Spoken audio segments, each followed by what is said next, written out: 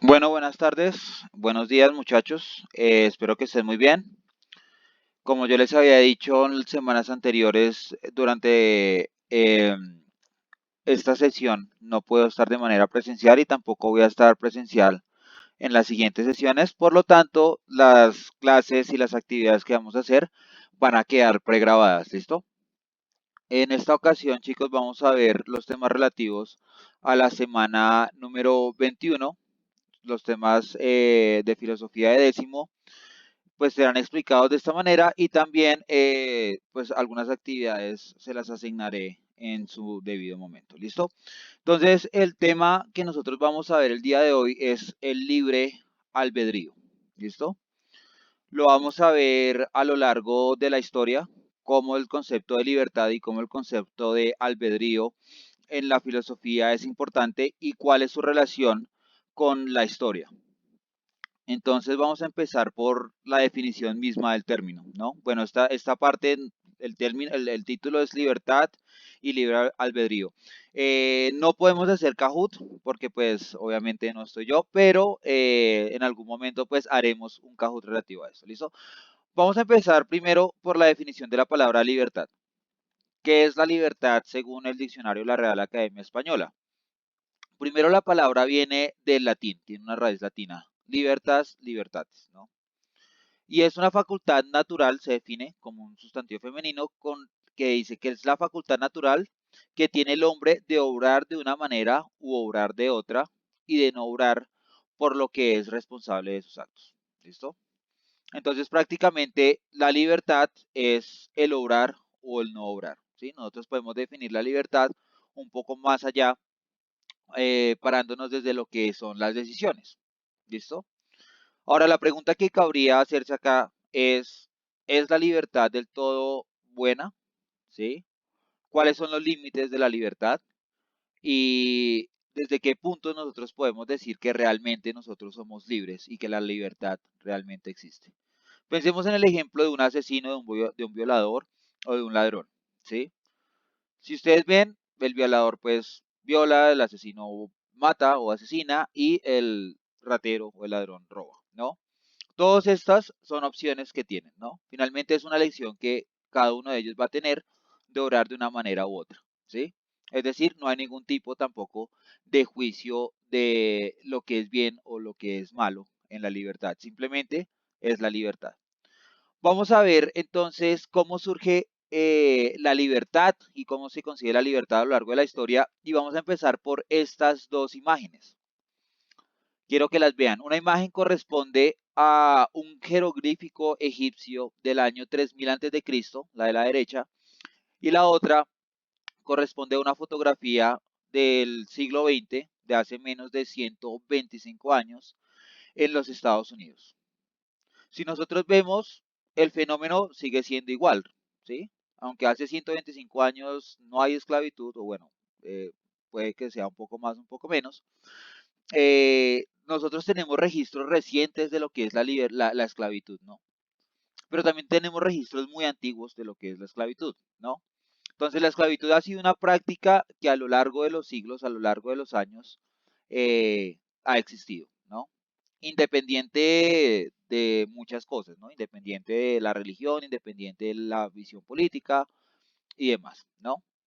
Entonces, pues bueno, la libertad, así como nosotros la vemos, entendida como no esclavitud, es relativamente nueva, ¿no? Si decimos que esa es una fotografía de principios del siglo XX, pues también decimos que la libertad entonces es mucho, mucho más moderna, ¿sí? Que muchas cosas que nosotros conocemos. Podríamos decir que la comunicación, por ejemplo, digamos los celulares, el telégrafo, el teléfono, la televisión, tienden a ser un poquito más jóvenes que la libertad a lo largo de la historia, ¿no? Entonces, vemos cómo surge la libertad y qué es la libertad en la antigüedad. ¿Listo? ¿Bajo qué condiciones se dan? Este es un mosaico que tenemos acá al lado derecho, un mosaico romano en el que se muestran esclavos traídos del África, ¿sí? En este mosaico nosotros podemos ver esto y también hay representaciones, ¿no? Pero entonces, ¿bajo qué condiciones surge la libertad y la esclavitud en la antigüedad? En las sociedades antiguas la esclavitud dependía de factores relacionados con el origen étnico y de la misma manera la libertad. Entonces acá es donde empieza por primera vez esto, ¿no? Si yo soy de un origen étnico y la persona que me está oprimiendo es de otro, este tipo de dinámica jamás va a cambiar, ¿sí? Esto nunca va a cambiar porque pues prácticamente hay una dominación, ¿sí? Y está pues de cierta forma también legalizada. Pero ¿cómo nacen entonces estos fenómenos? A partir de las guerras, ¿sí? Que son el deseo de dominar territorios y también de dominar a un hombre libre para convertirlo en esclavo. ¿Listo? Entonces, resumiendo, podemos decir que la esclavitud en ese sentido nace a partir de las guerras en la antigüedad, ¿no? Cuando se domina un territorio, ese territorio pues queda bajo el control de, de los que llegaron a dominarlo, ¿sí? De los dominantes, de los dominadores, y ahí surge la esclavitud, ¿listo? Ahora, podemos hacer también una reflexión de este tipo. Las obras de la antigüedad, las grandes obras de la antigüedad, por ejemplo, la pirámide de Giza y la Esfinge en Egipto, que fueron hechas por esclavos sumerios en este caso, ¿sí? O también tenemos el caso del Templo de Atenas en Grecia, que fue realizado por esclavos bárbaros. Entonces, ¿de quién es la autoría de la obra de arte cuando nosotros hablamos de esclavitud? ¿Es el esclavo a quien se le tiene que atribuir la autoría de una obra? ¿O por el contrario, es a la mente que imaginó la esclavitud y en las condiciones de la esclavitud se crea pues el arte? La respuesta puede ser ambigua, ¿sí? Porque claramente el que hace con las manos también es una especie de artesano, ¿no? Pero el que maquina este tipo de ideas es el artista, ¿no? Pongamos el ejemplo de un albañil y de un ingeniero, o de un albañil y un arquitecto. Claramente el albañil, con sus manos y con su trabajo, él va a hacer, pues digamos, lo que se le encarga, pero pues digamos la mente, la idea, la tiene el artista, que en este caso vendría a ser el ingeniero o el arquitecto, ¿no? Entonces, este tipo de disputas, pues claramente son muy válidas, ¿no? Puede haber otra opción, claramente, puede haber otra visión en la cual el esclavo sea el creador de la obra de arte y no propiamente el, el ingeniero o el arquitecto. Hay una concepción filosófica bien clara frente a lo que es la libertad en la antigüedad, ¿sí? Y vamos a verlo desde el libro de la política de Aristóteles. Aristóteles Política, libro 1, capítulo 2. Cito, la esclavitud puede entenderse de dos maneras. Puede uno ser reducido a esclavitud y permanecer en ella por ley, siendo esta ley una convención en virtud de la que el vencido en la guerra se reconoce como propiedad del vencedor. Ojo con esto. El vencido en la guerra se reconoce como propiedad del vencedor. Derecho que muchos legisladores consideran ilegal. Y como tal estiman muchas veces los oradores políticos porque es horrible. Según ellos, que el más fuerte, solo porque puede emplear la violencia, haga de su víctima un súbdito y un esclavo. Vean la visión que tiene Aristóteles y la visión que tiene la filosofía. La filosofía describe que la esclavitud es un fenómeno horrible, ¿sí? Mas no, la filosofía no está en contra de la esclavitud por esto, ¿sí? De hecho, la filosofía y la filosofía política de Aristóteles también le da validez a la esclavitud en la antigüedad, ¿sí? Y acá tenemos que hacer una acotación. El hombre, por más filósofo, por más científico, por más religioso, por más que sea lo que sea, siempre va a ser un fiel retrato de su época, ¿sí? En la época de Aristóteles la esclavitud era normal, entonces de esta manera Aristóteles veía la esclavitud también normal, ¿sí? Y en su visión filosófica y en su visión política, él va a referirse a esto, ¿sí? Y lo importante que decimos, que dice Aristóteles es esto. El vencido en la guerra se reconoce como propiedad del vencedor, ¿sí?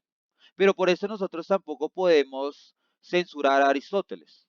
Nosotros no podemos decir que el pensamiento de Aristóteles sea inválido, porque realmente representa un pensamiento de una época, ¿sí? En una lógica que no es la lógica de ahora, en una lógica que no va a ser la lógica medieval, en una lógica que no es la lógica, por ejemplo, digamos, de las tribus indígenas en América, y que no es la lógica de, no sé, de China o de Japón o de la India, ¿sí? Es una lógica que corresponde a su época, ¿ok? Vamos a pasar a lo que es la Edad Media. En la Edad Media, entre comillas, cambia el concepto de libertad, ¿no? Ya la libertad no, eh, no se maneja como se manejaba en la antigüedad, ¿sí? A partir de el que oprime y el oprimido, sino que va a cambiar. Acá vamos a hablar de la servidumbre, ¿sí? Que es una palabra bastante fea, pero que es una palabra que realmente es la que define este tipo de conceptos. ¿Listo? En este ejemplo tenemos un tapiz medieval en el cual un amo o señor está, pues digamos, dirigiendo a sus siervos, ¿sí? ¿El siervo qué era? Básicamente el siervo era una persona que tenía, pues digamos, como, entre comillas, ciertos privilegios por tener un terreno, tenía que trabajar ese terreno, tenía que darle cierta parte de las ganancias de su terreno a su señor, ¿sí? Que normalmente vivía en un castillo, y pues ellos, digamos, como que no estaban en condiciones inhumanas, tan inhumanas, ¿no? Tenían, pues, digamos, hogar, tenían comida, ¿sí? Podían alimentarse, pues no iban a sufrir tampoco de enfermedades como podían sufrir los esclavos en la antigüedad, pero pues ellos tenían que estar ahí siempre, ¿no? Entonces, es una esclavitud, no es una esclavitud como la antigüedad, pero sí, pues digamos, podemos decir que hay una privación de la libertad. Y en ese sentido, es que, pues digamos, se puede justificar la esclavitud a partir de lo siguiente. Los dos grandes filósofos de la antigüedad son Santo Tomás de Aquino y San Agustín de Hipona. Como ustedes saben, son filósofos católicos, o bueno, no católicos, son filósofos cristianos. Y estos filósofos cristianos, pues claramente van a apoyar todo lo que es el movimiento del cristianismo de manera filosófica. Para ellos la esclavitud era solamente válida cuando la persona que era esclavizada y tenía que ser por obligación esclavizada no era cristiana, ¿sí? Es decir, no respondía a los dogmas del cristianismo, ¿no? Y hay citas para ello. Ven acá, durante la Edad Media la esclavitud se justificaba si en una guerra se atrapaba a alguien que no fuese o que no profesase la religión cristiana. Frente a lo que es la esclavitud, hay una defensa por parte de la filosofía de la época. ¿Sí? San Agustín consideraba que la esclavitud era algo justo y necesario. ¿Sí? No solamente algo que pasa, sino algo justo y necesario. Acá tenemos un apartado de la ciudad de Dios del capítulo 15. Cito, a la verdad que es preferible ser esclavo de un hombre que de una pasión, pues vemos lo tiránicamente que ejerce su dominio sobre el corazón de los mortales. La pasión de dominar, por ejemplo. Mas en ese orden de paz que somete unos hombres a otros, la humildad es tan ventajosa al esclavo como la nociva a la soberbia del dominador. Básicamente la invitación que nos está dando San Agustín es a que el esclavo, sí, en ese sentido, se deje llevar por su siervo, sí, porque pues de cierta forma lo va a llevar hasta una luminosidad. Sin embargo, por naturaleza, tal como Dios creó al principio al hombre, nadie es esclavo del hombre ni del pecado. Empero la esclavitud penal está regida y ordenada por aquella ley que manda conservar el orden natural y prohíbe perturbarlo. Si no se obra nada contra esta ley, no habría que castigar nada con la esclavitud. Por eso el apóstol aconseja a los siervos el estar sometidos a sus amos y servirles de corazón y de buen agrado. Por eso el apóstol aconseja a los siervos estar sometidos a sus amos y servirles de corazón y de buen agrado. ¿Sí? O sea, hay una justificación desde la filosofía cristiana a la esclavitud. De modo que si sus dueños no les dan libertad, tornen en ellos cierta manera libre su servidumbre, no sirviendo con temor falso, sino con amor fiel hasta que pase la iniquidad. y se aniquile en el principio y la potestad humana, y sea Dios todo en todas las cosas. Agustín de Hipona, La ciudad de Dios, capítulo número 15. ¿Ok? Bien, también Santo Tomás de Aquino tiene una concepción sobre la libertad. Acá ustedes la pueden leer, la pueden analizar ¿en qué? En las diapositivas que ya están colgadas en la plataforma. Entonces, chicos, la invitación a esto es que ustedes tomen uno de los temas, ¿sí? De la esclavitud en la antigüedad, ¿ok? Lo que yo quiero que ustedes hagan es una crítica al concepto de libertad, al concepto de esclavitud, bajo la siguiente premisa. ¿Es la esclavitud, perdón, es la libertad algo propio del hombre? ¿Es el hombre libre realmente? ¿Sí? Quiero que se basen, y bueno, ¿es el hombre libre realmente en el mundo antiguo y medieval? Quiero que ustedes se basen en estas concepciones que nosotros tenemos. Pueden coger partes literales de Agustín, de Santo Tomás o partes literales de Aristóteles, ¿ok? Este cuaderno quiero, chicos, que por favor este trabajo quiero que por favor lo monten en su cuaderno, ¿sí? Y va a estar habilitada la plataforma para que ustedes por favor monten esto, ¿ok? Muchachos, muchas gracias por su atención. Espero que estén muy bien, que tengan un buen día.